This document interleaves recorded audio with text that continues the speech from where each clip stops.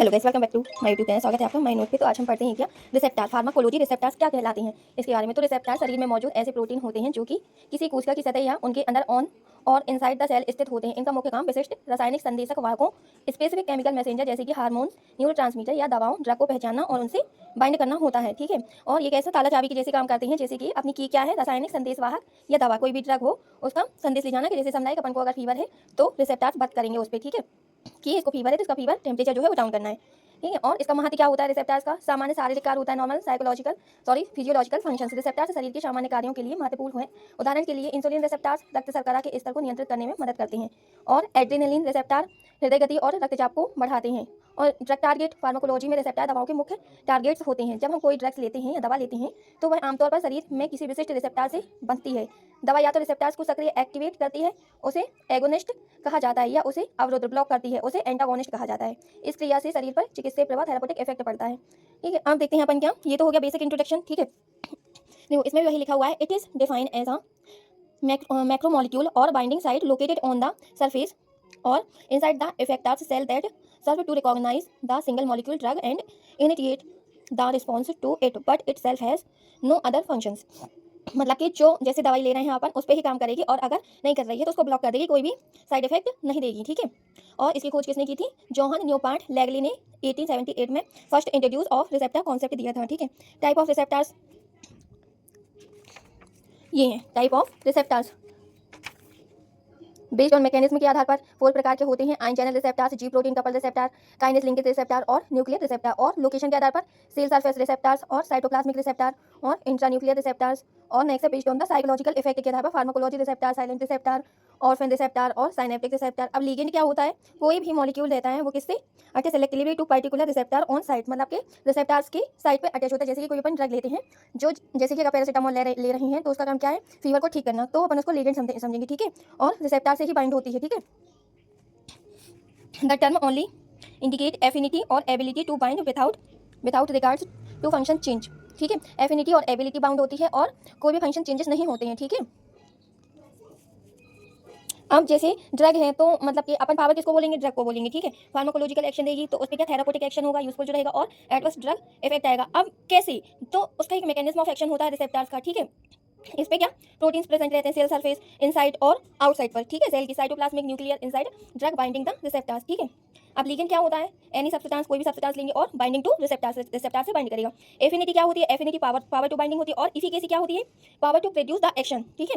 दोनों क्लियर है, एफिनिटी और एबिलिटी। अब ऑर्फन रिसेप्टर्स क्या कहलाता है? ऑर्फन रिसेप्टर्स इंडोजीनस सब्सटेंस कहलाता है। ठीक है। ये क्या, ये प्रेजेंट नहीं होता है। ठीक है। Receptors for which no endogenous medication और लिगेंड इज एट प्रेजेंट। ठीक है। अब नेक्स्ट साइलेंट रिसेप्टर, ये क्या, शांत लिगेंड और मतलब कि बिल्कुल शांति से काम करता है, कि नो हल्ला गुल्ला। ठीक है इसमें। और नेक्स्ट क्या, स्पेस रिसेप्टर्स, मतलब स्टोरेज बोल दो तो वो स्पेस रिसेप्टर्स है। When the maximal response is initiated by agonist at a concentration that occupancy of the available response then the receptors। ठीक है। अपन नेक्स्ट देखते हैं क्या, साइलेंट रिसेप्टर्स। साइलेंट रिसेप्टर्स क्या होते हैं? द रिसेप्टर्स टू विच और एगोनिस्ट बाइंड होते हैं but does not produce the response, कोई भी रिस्पॉन्स प्रोड्यूस नहीं करती हैं। ठीक है। अब अपन फर्स्ट देखेंगे आइनोट्रोपिक रिसेप्टर्स क्या कहलाते हैं। ठीक है। क्या, ligand gated ion channel inotropic receptors, ये आयन चैनल लिंकेड रिसेप्टर्स होते हैं। ये रिसेप्टर्स सीधे आयन चैनल से जुड़े होते हैं। जब कोई दवा इनसे बनती है तो चैनल खुल या बंद हो जाते हैं, जिससे कोशिका के अंदर आयंस का प्रभाव बदल जाता है, जैसे न्यूरोट्रांसमीटर रिसेप्टर्स। ठीक है, उनको अपन क्या बोलते हैं? आइनोट्रोपिक रिसेप्टर्स बोलते हैं। The first receptors family compresses ligand gated ion channel that are responsible for regulation of the flow of ion across cell membrane। ठीक है। तो जैसे कि अभी मैंने बताया आपको क्या, कि ये रिसेप्टर सीधे आयन चैनल से जुड़े होते हैं, और जब कोई दवाई में बनती है तो ये सीधे खुल जाते हैं और फिर बंद हो जाते हैं, जो क्या कोशिका के अंदर आयंस का प्रभाव बदल जाता है, जैसे कि क्या अपन न्यूरोट्रांसमीटर्स ले लो। ठीक है। This drug bind directly to the receptor. ठीक है, डायरेक्टली रिसेप्टर से बाइंड होती है और located on the ion channel without medicated by G protein. ठीक है। जी प्रोटीन से क्या, जी प्रोटीन अलग है और आयन अलग है। ठीक है। अब अपन देखते हैं binding of drug to ionotropic receptors. ठीक है। ओपन आयन चैनल कौन कौन से? सोडियम, पोटेशियम, कैल्शियम और क्लोरीन। ठीक है। अब इसमें flow of ions through channel, तो क्या होगा? डीपोलराइजेशन होगा और हाइपोपोलराइजेशन होगा, और फिर क्या, टिश्यू रिस्पॉन्स देंगे। गामा जीपीसीआर रिसेप्टर्स है। एग्जांपल ले लो अपन क्या, brain receptors, gamma receptors, inhibitors, glutamate receptors, ये सब कुछ। ठीक है।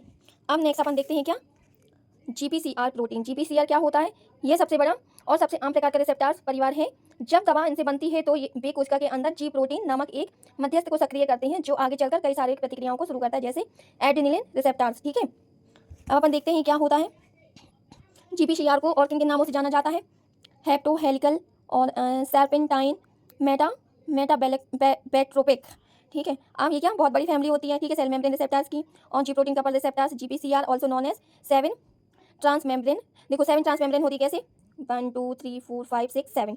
ठीक है, ये क्या इस पे लिगेंड प्रेजेंट नहीं है, ये लिगेंड प्रेजेंट है, ये लिगेंड बाइंडिंग है। इसमें क्या अल्फा बीटा गामा पाए जाते हैं। ठीक है, हम अपन देखते हैं G protein are membrane are protein and have their submitted alpha beta और gamma heterotrimeric when all joined together G protein is inactivate. ये देखते हैं अपन इसमें structure of GPCR receptor GS पे क्या एडेनाइल साइक्लेज CAMP जो है वो इंक्रीज हो जाएगा बीटा रिसेप्टर्स।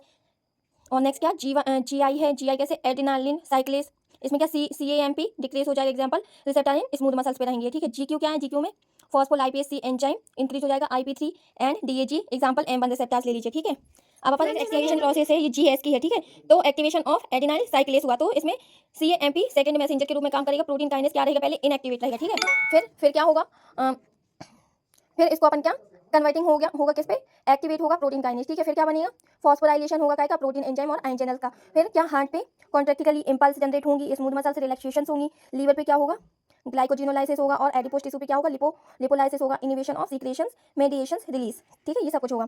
अब अपन जीवन का ले लो तो GI में क्या क्या प्रोसेस है, GI में ये कि जो CAMP है वो डिक्रीज होगा, प्रोटीन काइनेज भी डिक्रीज रहेगा, डी पोलराइजेशन होगा। ठीक है, इस पर कौन कौन से रिसेप्टर्स रहेंगे, M2 अल्फा 2 5 HT1 और H3। थर्ड ले लो अपन क्या phospholipase C IP3 DAG pathway, ये देखते हैं अपन इस पे GQ पे जो थर्ड है फॉस्फोलाइपेज GIP3। ठीक है, तो इस पे M1 M3 और M5 और अल्फा 1 5 HT2 और H1 रिसेप्टर्स मौजूद रहेंगे।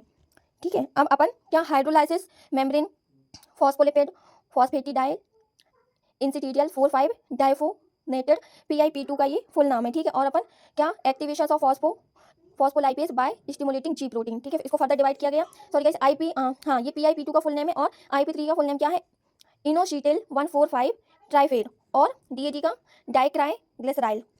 तो जो IP3 है ये क्या करेगा, ये CA कैल्शियम को प्रोड्यूस करेगा, ये प्रोटीन काइनेज C को इनएक्टिवेट करेगा। गाइस प्रोसेस हुई रहेगी और प्रोटीन काइनेज को फिर एक्टिवेट में कन्वर्ट होगा। फिर क्या क्या इंक्रीज कॉन्ट्रैक्शन सीक्रेशंस और न्यूरोनल एक्सिटेबिलिटी रिलीज होगी। ठीक है,